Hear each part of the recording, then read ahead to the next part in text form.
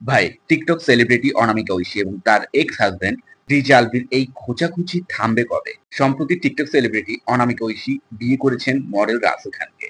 এই নিয়েই চলছে তাদের মধ্যে খোঁচাখুচি পর্ব। একজন হাসতে হাসতে নাচতে নাচতে আরেকজনের ঘাড়ের উপর ঢলে পড়ল এবং অন্যদিকে আরেকজন সারাদিন 36টা স্ট্যাটাস দিয়ে এটাই প্রমাণ করতে যাচ্ছে যে তার চলে যাওয়াতে তার কিছু যায় আসে না। ভাই, পাবলিক তো বোকাচন্দ্র না, পাবলিক বুঝা গেছে যে তোমার ভাবতেছে। তুমি ক্যাপশন যাই ইউজ করো না কেন, দিনে 36টা স্ট্যাটাস তুমি তাকে নিয়ে দিচ্ছ, এর মানে তুমি তাকে নিয়েই সারাদিন ভাবতেছো। অন্যদিকে সে হাসতে হাসতে নাচতে নাচতে আরেকজনের ঘাড়ে ঢলে পড়ছে, সে বিন্দাস আছে। তুমি সারাদিন ছ্যাঁকা খাওয়ার স্ট্যাটাস গুলো দিয়ে যাচ্ছ, তুমি ছ্যাঁকা খাইছো। ভাই, এবার কাজের কথায় আসি। ডিজে আলভি কিন্তু খুবই দারুণ একজন মিউজিশিয়ান। বসেন বসেন, ঢেলে দেই, আগুন, রাধার কুঞ্জে সহ আরো অসংখ্য গানের কম্পোজার এবং গায়ক কিন্তু ডিজে আলভি। বর্তমানে ডিজে আলভির উচিত তার এক্স বউকে তার মতো থাকতে দেয়া এবং অনলাইনে তাকে নিয়ে খোঁচাখুচি না করে তার মিউজিকে মনোযোগ দেওয়া।